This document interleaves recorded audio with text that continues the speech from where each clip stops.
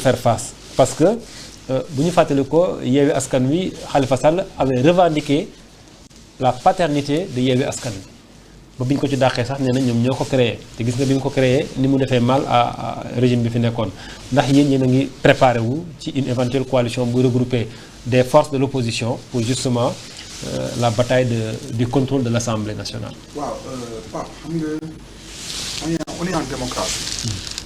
te en démocratie on voudrait que bu amee le pouvoir am en face l'opposition donc ñun on n'est pas dans une logique de réduire l'opposition à sa plus simple expression donc ñun lu ñu bëgg mooy am opposition boo xam ne qui est opposition républicaine mun ñu permettre li nga xam ne ñu ngi koy teg comme jéego vraiment mu nekk opposition boo xam ne dinañu mun a buñ juumee parce que ay nit kese lañ on est des humains mun nañ juum buñ juumee mu am opposition boo xam ne nañu ni ñaar gàngati ñu avancer.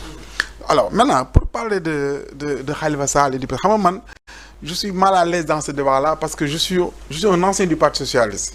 Ah ouais. Moi j'ai été élève socialiste, étudiant socialiste et cadre socialiste. Vision socialiste on l'a créé dans ma chambre. Moi je suis membre fondateur de Vision socialiste, mouvement des cadres du Parti socialiste. Et j'ai été le premier secrétaire administratif national de Vision socialiste.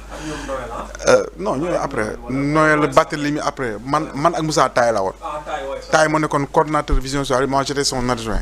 Barthélémy Diaz première fois bi mu teg tànkam Parti socialiste maison du parti man maa ko au téléphone.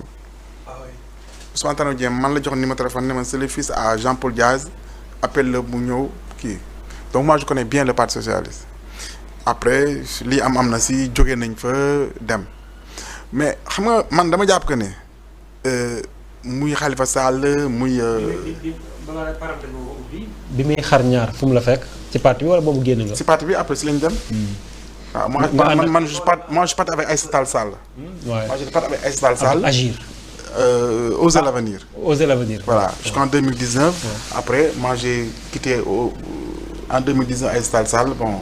Man ak ñoom Mayim Soda Ndiaye tout ça là. Oui, les Demba Sy. Voilà ça mu ngoog. Alors pour dire que je connais bien cette famille politique là mais dama jàpp que ne politique na toll foo xam ne gis nga ay ñoom Khalifa Sall ñoom Pape Babacar Mbaye li ñu defoon ba après les papiers la ñu jël leen teg leen ñu à la retraite tant que le parti socialiste et ces partis traditionnels là defuñu ko ils auront d'énormes difficultés pour exister. Parce que comme tu as dit un Khalifa Sall mënuñoo taxaw bëgg a opposer ak un Bassirou Diomaye Faye boo xam ne parce que mën na doom si moom donc il faut que ñu am tey aussi cette idée là am aussi cette culture là de changement générationnel. Aujourd'hui la génération ay ñoom Khalifa Sall am nga ñu wax naan yaa ngi wax naan Khalifa Sall xam na Sénégal xam na Sénégalais yi non Khalifa Sall Sénégalais yi mu xamoon ak Sénégal bu mu xamoon ak Sénégal tey bi du benn. Non du benn parce que imagine tey jii nii on est en 2024. Ceux qui ont voté en 2024 ñu am 18 ans en 2024 mais bi ñuy judd boo fekk ne PS mu ngi opposition xamuñ PS. waaw mais xam nañ Khalifa Sall. Non je veux dire d'accord xamuñ PS pour te dire. xamuñ ay parce que ñooñu parti yooyu bi ñu kii boo fekk ñoom juddooguñ. moo tax certains ont plaidé est-ce qu'il ne faudrait même pas changer le nom. loolu un. Certains ont. Deuxièmement moi j'aime bien Khalifa Sall mais oui taxawu. Et puis am na benn observation bu ma defoon mooy je vois que tout ce qui s'agit là yëpp ay mouvement lañ yore muy Thierno Bocoum muy Bougane Gueye taxaw c'est un mouvement c'est une plateforme mouvement la voilà c'est ça amul si benn kenn koo xam ne vraiment parti politique la bu taxaw bon peut-être que ñoom pare guñu wax la moo dañuy xaar ba pour xool ce que ça va donner juste pour dire que et je crois tamit il faut tamit ñu rappeler loolu. Pour yow le parti politique est plus pertinent. Non du tout non c'est juste un constat que j'ai fait c'est un constat que j'ai fait voilà et vraiment amoo si benn analyse moo si defoon. Vous remettez aussi en cause leur poids politique dafa mel ni. Mais je ne remets pas en cause le poids politique de Khalifa Sall. Mais concernant Bougane et Thierno Bocoum. Mais Bougane dafa mos a dem élection. Bougane qu'est-ce qui waxoon naa ko waxaat Bougane mosul dem élection. Bougane aujourd'hui kenn xamul lan lay peser politiquement donc man Bougane pour moi c'est pas un homme politique donc vraiment man waxu Bougane du ma si sori en fait quoi. yaa ngi ko man je voulais juste dire que xam nga ni nga xam naan way taxaw récupérer na ak mairie Dakar tout ça là.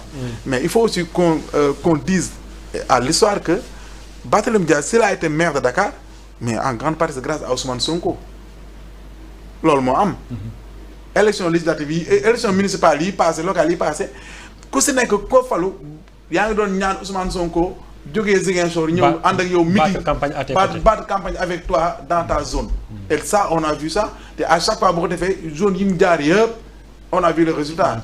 gis nañ ci waa Saint-Louis ne li tax gañewuñ c'est parce que Ousmane Sonko ñëwul Saint-Louis. mais aussi entre Taxawu et Dakar c'est une longue histoire. Non, depuis 2009. Non, c'est une longue histoire mais il faut reconnaître qu'aussi cette histoire-là cette histoire d'amour-là benn instant am na leen lu mu kii. parce que on a connu Alioune Ndoye on a connu beaucoup de kii maintenant par rapport ak cette situation-là xam nga pour que Khalifa Sall dellu PS mbaa mu ànd ak PS man lecture bi ma si am mooy c'est Taxawu Sénégal c'est pas seulement Khalifa Sall et c'est pas seulement des gens qui ont quitté le PS. Oui.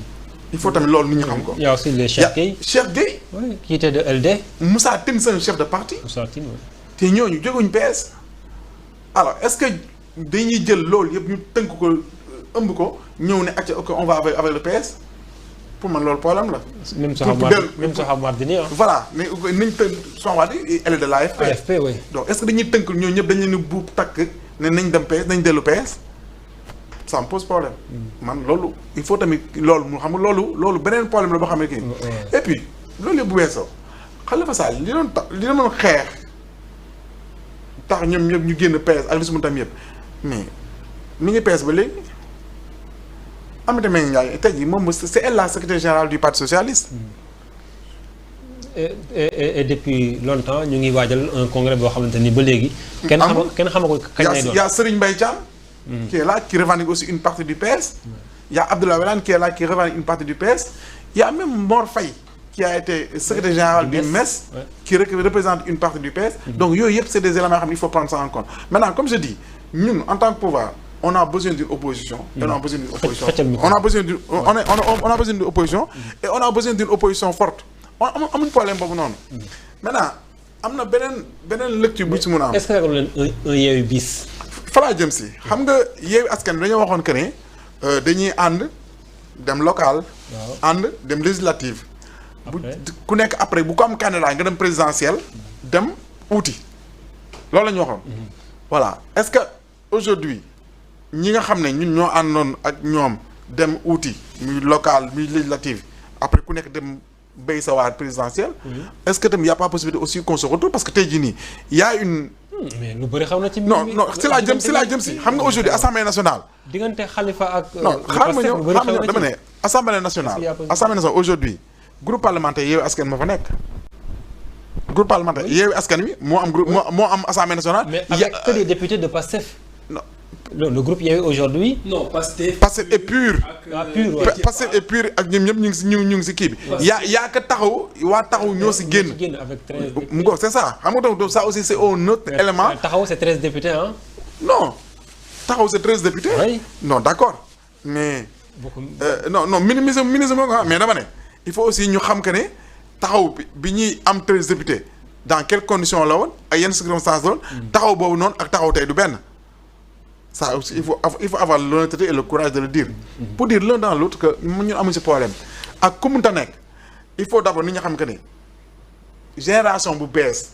lañ soxla une autre façon de faire la politique bu bees lañ soxla te ñi nga xam ne ñoom ñoo ñu war dem pour représenter ñu à l'Assemblée nationale il faut que ce soit des gens yoo xam ne qui ne soient pas des députés de Ousmane Sonko. des députés de Bassirou Diomaye Faye, des députés de Macky Sall ou des députés de Khalifa Sall, mais des députés du peuple. C'est important. Pour moi, c'est ce qui a importance. Des députés qui sont près du peuple, qui sont près du peuple, qui sont